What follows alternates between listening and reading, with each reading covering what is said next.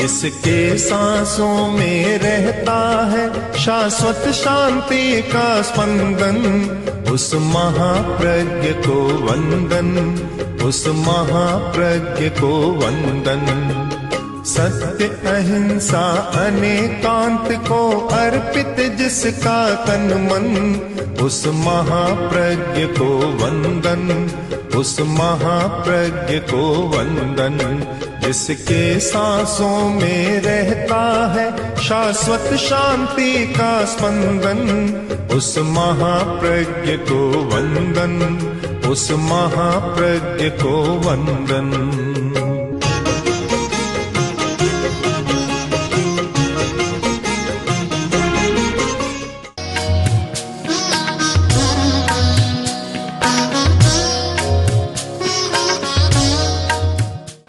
एक युवक भीख मांग रहा था, बाजार में घूम रहा था, हाथ में भिक्षा पत्र था, भीख मांग रहा था। एक आदमी आया, विद्वान था, ज्योतिर्विद था और ज्योतिषियों में भी वह विशेषतः आकृति विज्ञान का अध्येता था। फेस रीडिंग, आकृति को पढ़कर और भीतर की बात जान लेता था। उसने उसको देखा कि कोई भीख मांग रहा है, उसके ललाट को देखा और एकदम अटक गया। यह हो नहीं सकता, हाथ में तो भिक्षा पात्र और ललाट पर है वैभव की रेखा, दोनों में अंतर है। या तो यह झूठा है या मेरा ज्ञान झूठा है। एक बड़ी समस्या उसके सामने आ गई। तब वह उस व्यक्ति के पास, युवक के पास गया, जाकर बोला, भाई तुम कौन हो? उसने कहा, परिचय जानकर क्या करोगे? फिर भी मैं जानना चाहता हूं, बताओ तुम कौन हो? तो आपको दिख रहा है हाथ में भिक्षा पात्र है, भिखारी हूं, और क्या जानना चाहते? नहीं नहीं, छिपाओ मत, अपना सही परिचय दो कि तुम कौन हो। बहुत आग्रह किया। तब उसने कहा, एकांत में आओ, सबके सामने नहीं। एकांत में ले गया और बोला कि मैं श्रेष्ठी पुत्र हूं, एक बड़ा धनी आदमी सेठ था, उसका पुत्र हूं मैं। किंतु मैं जब छोटा था पिता का देहावसान हो गया और जितनी संपत्ति थी हमारे जो लोग काम करते थे सब ने हजम कर ली और मेरे पास कुछ नहीं रहा। तो अब विवश होकर मुझे भीख मांगनी पड़ रही। बात समझ में आ गई। वह बोला कि भैया तुम भिखारी तो नहीं हो सकते। उसने कहा, नहीं हो सकते, क्या हो रहा है? आप यथार्थ को झूठलाने का प्रयत्न क्यों करते हैं? जब पास में कुछ नहीं है, न मेरे पास कोई व्यवसाय है, व्यापार है, काम धंधा है, और न संपत्ति है, पैसा है कि मैं कोई व्यापार कर सकूं, तो आखिर अंतिम शरण एक ही बस्ती है कि मैं भीख मांगकर अपना जीवन चलाऊं। उसने कहा, तुम भिखारी हो नहीं सकते, नहीं हो सकते तुम भिखारी, और तुम वास्तव में भिखारी नहीं हो। तुम्हारा मकान है? कहा, मकान तो मेरा है, बहुत बड़ा मकान है, वहां मैं रहता हूं, मैं कोई फुटपाथ पर नहीं सोता, मेरा मकान है। चलो वहां। मकान में ले गए, वहां बैठे और देखना शुरू किया। मकान को देखा। उसने कहा कि तुमने क्या पहन रखा है? पहन क्या रखा है? दिखाई दे दिया कि गले में जो ताबीज है, मेरे पिता ने बांध दिया था। अब बात पकड़ में आ रही। खोलो इसको, उतारो। गले से निकाला, खोला, हाथ में लिया। हाथ में लेकर देखा तो बोला, इसके भीतर क्या है? कि भीतर मुझे क्या पता, ताबीज है, लोग ताबीज बांधते हैं, अब भीतर में तो किसी ने कुछ किया होगा, मुझे क्या पता। कि तुम कहो तो खोल दूं? कि खोल लो भले। ताबीज को तोड़ा, खोला तो भीतर में एक इतना बड़ा हीरा था। उस जमाने में 1.25 लाख मूल्य का, आज तो 1.25 करोड़ का भी हो सकता है। 1.25 लाख मूल्य का हीरा, इतना बढ़िया हीरा। वो बोला, अरे तुम भीख मांगते हो, तुम्हारे पास तो इतना बढ़िया हीरा है, जिसके पास लाख होगा तो बड़ा आदमी हो जाता था, लाख, जबकि 1 रुपये में तो महीने का खर्च चल जाता, सारे घर का खर्चा 1 रुपये में हो जाता था। उस समय 1 लाख रुपया होना बहुत बड़ी बात थी, बहुत बड़ी बात। कि देखो तुम्हारे पास तो इतनी बड़ी संपत्ति है, मेरे साथ चलो, बाजार में चलो। ले गया और जौहरी के पास ले गया, ले जाकर हीरा दिखाया, जौहरी दंग रह गया, इतना बढ़िया हीरा इस कहाँ से लाए? कई तो इस सेठ जी का है, इतना बढ़िया हीरा है। मूल्य, शायद उस हीरे को देखकर मुग्ध हो गया और कहा कि जो चाहो सो मांग लो, इसका मूल्य मैं नहीं बताऊंगा, तुम जो चाहो सो मांग लो। तब अवसर देखा और उसने 5 लाख रुपये मांग लिए, 5 लाख रुपये दे दिए, हीरा ले लिया। अब घर पर आया 5 लाख रुपया लेकर, ज्योतिषी भी साथ में आया और बोला, सेठ जी नमस्कार। अब बोलो, आप भिखारी हो? सेठ जी मेरे सेठ बन गए। अब आप क्या हुआ? इस घटना को हम ठीक समझने का प्रयत्न करें कि जब तक बाहर ही बाहर देख रहा था तब था ताबीज, और जब भीतर को देखा तब हीरा हो गया। हीरा था, पास में संपत्ति थी। शायद यही गति आदमी की होती है कि केवल बाहर ही बाहर को देखता है, आंख खुली रहती है और बाहर को देखता है, तब दुनिया ताबीज बन जाती है। हीरा नहीं मिलता, वह चमक नहीं आती, वह निर्मलता नहीं आती।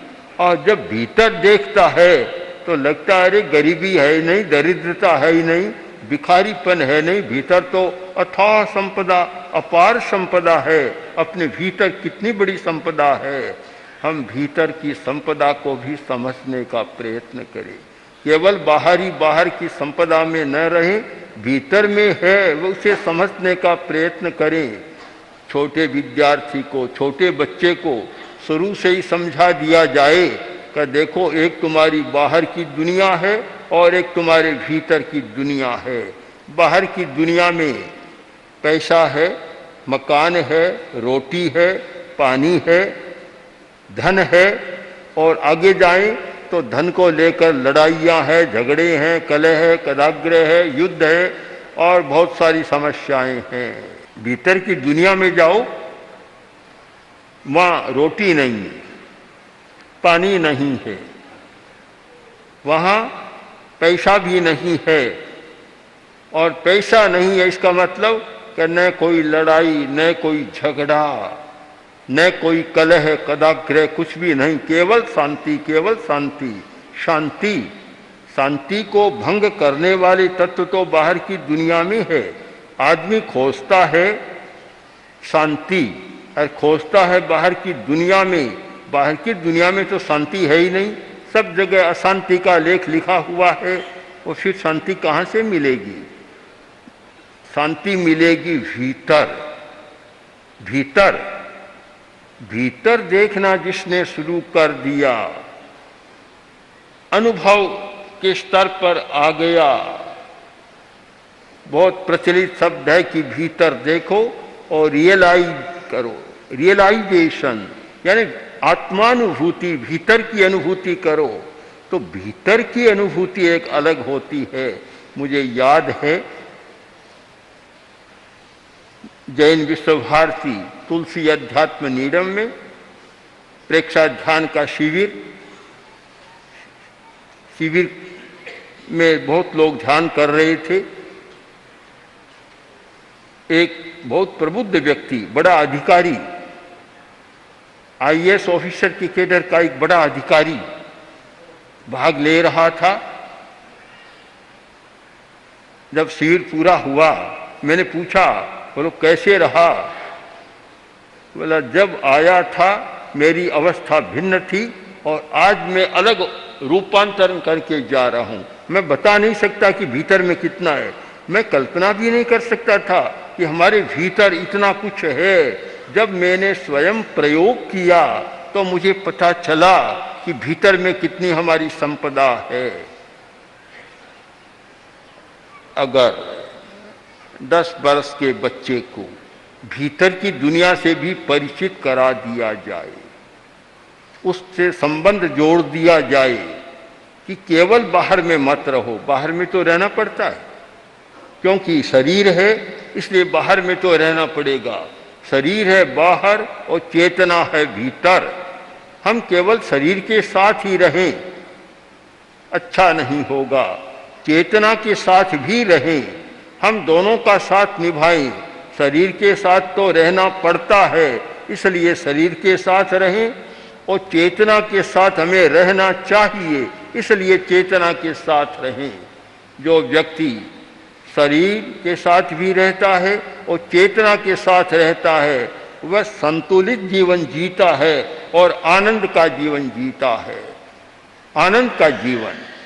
और जो केवल शरीर के साथ रहता है, चेतना के बारे में सोचता नहीं, चेतना के बारे में जानता भी नहीं, और चेतना के साथ रहने का प्रयत्न भी नहीं करता, तब वह काफी कष्टों का अनुभव करता है। मैं जब जब चेतना में होता हूं, उस समय सारी क्रिया बदल जाती है, सारी क्रिया। और जब शरीर के साथ होता हूं, तब सारी क्रिया और हो जाती है।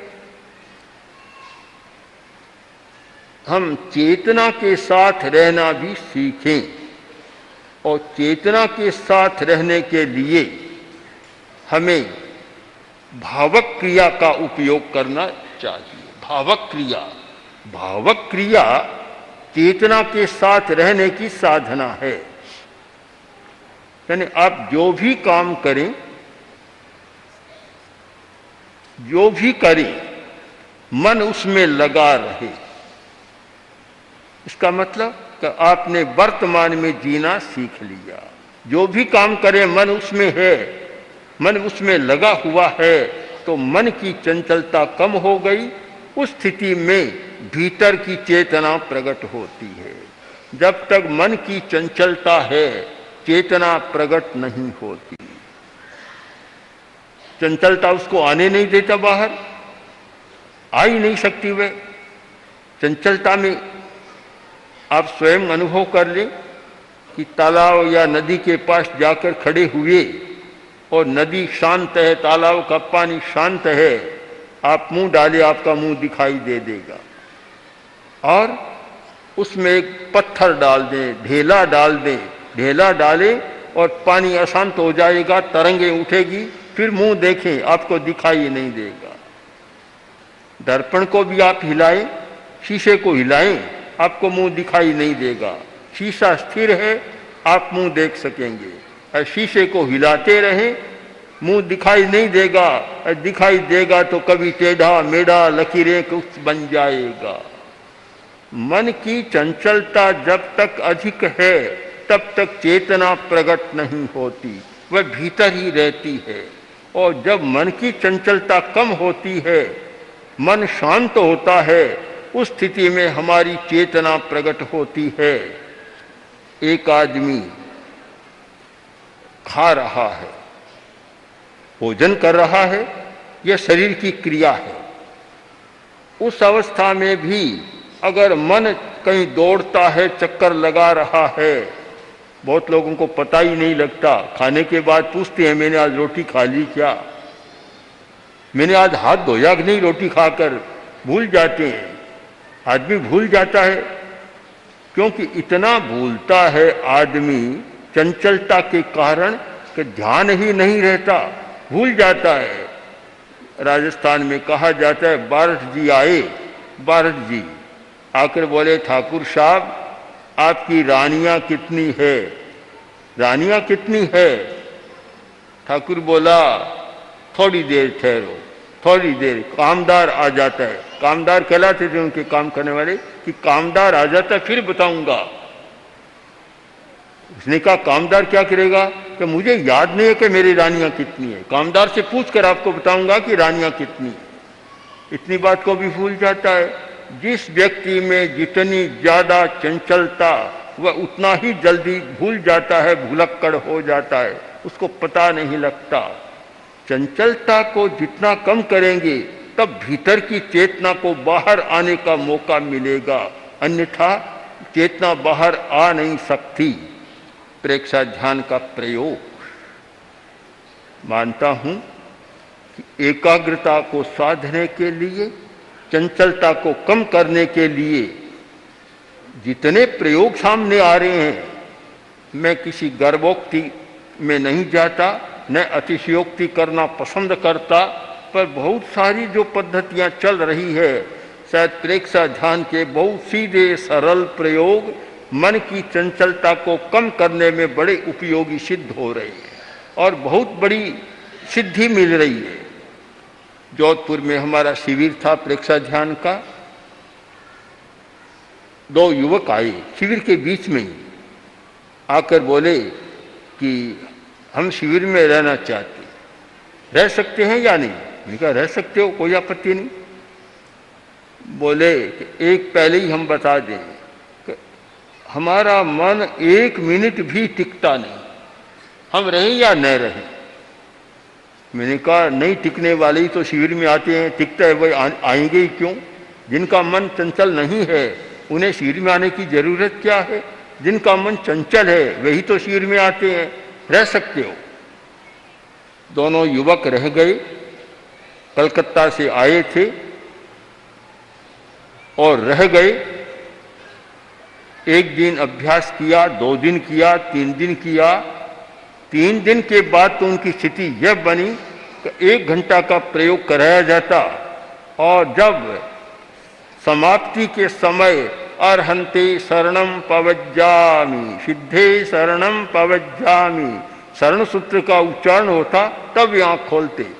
मैंने पूछा बोलो क्या स्थिति है, चंचलता कैसी है? कि पता नहीं क्या हो गया, 1 मिनट भी मन नहीं टिकता था और अब पूरे 1 घंटा तक हमें पता नहीं लगा। जब शरण सूत्र का उच्चारण हुआ तब हमें पता लगा कि ध्यान का कक्ष पूरा हो रहा है। परिवर्तन हो सकता है, चंचलता को कम किया जा सकता है।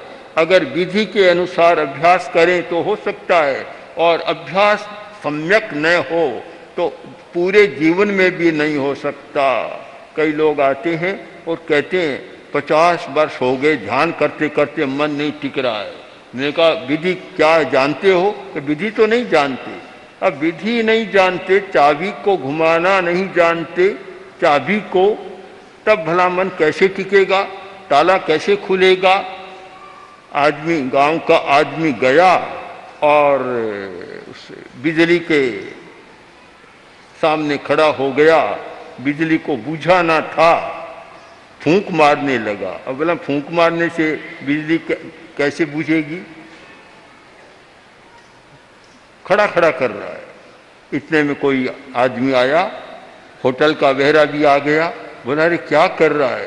क्या क्या कर रहा हूँ, तुम्हारे शहर के दिए भी निकम्मे होते, हमारे गांव के दिए बड़े अच्छे होते हैं, 1 फूंक मारता हूँ दिया बुझ जाता है। ये तो इतने जिद्दी हैं कि 3 बार फूंक मारी तो भी बुझ नहीं रहा है। अब भला जो जानता नहीं, बटन को दबाना नहीं जानता, स्विच ऑफ करना नहीं जानता, तो वह दिया कैसे बुझेगा? विधि जाने, विधि पूर्वक काम करें कि विधि क्या है, कहाँ स्विच है, स्विच बोर्ड कहाँ है, कहाँ बटन दबाना चाहिए, कहाँ स्विच ऑन करना चाहिए, कहाँ स्विच ऑफ करना चाहिए।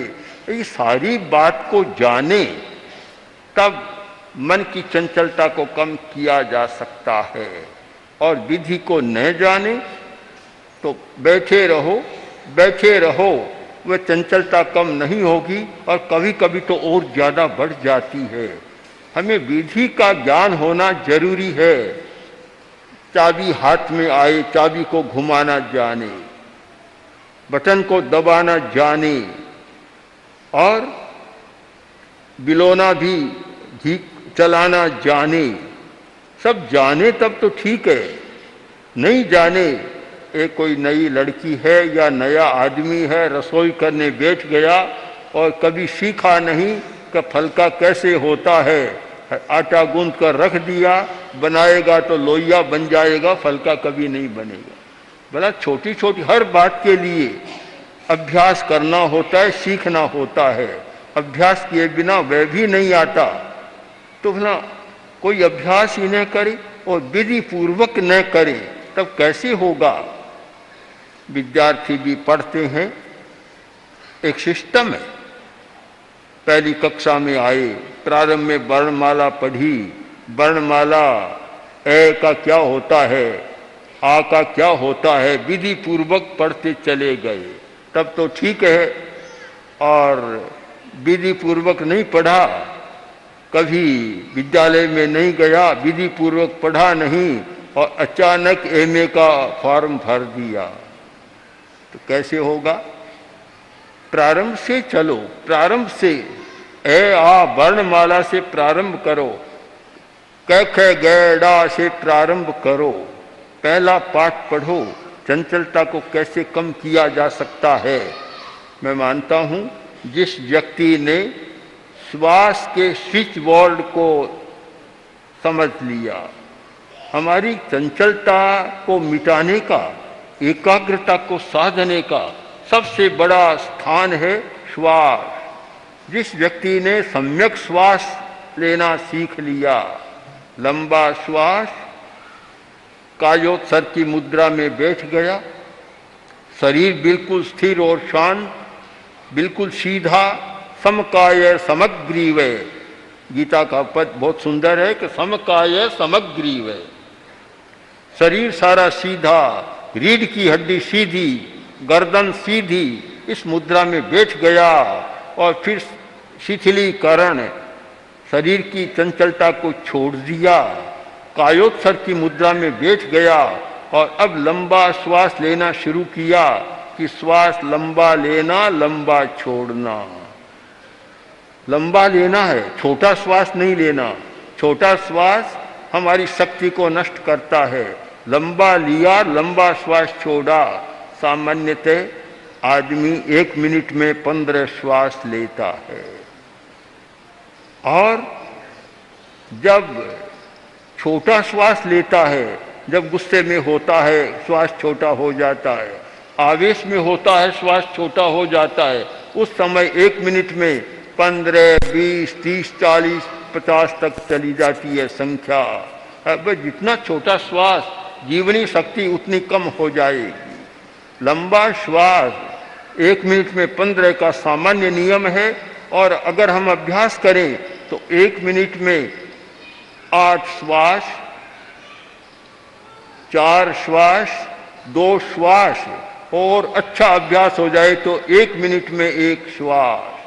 हम चेतना को भी समझने का प्रयत्न करें और शरीर को भी समझने का प्रयत्न करें, दोनों में संतुलन स्थापित कर सकें तो हमारे लिए एक संतुलित जीवन जीने का अवसर प्राप्त होगा और वही व्यक्ति अच्छा जीवन जी सकता है जिसका जीवन संतुलित है। ओम हर ओम श्री महाप्रज्ञ गुरवे नमः।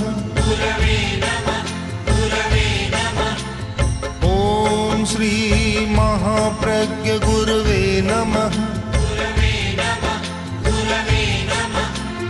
ओम श्री महाप्रज्ञ गुरवे नमः। ओम श्री महाप्रज्ञ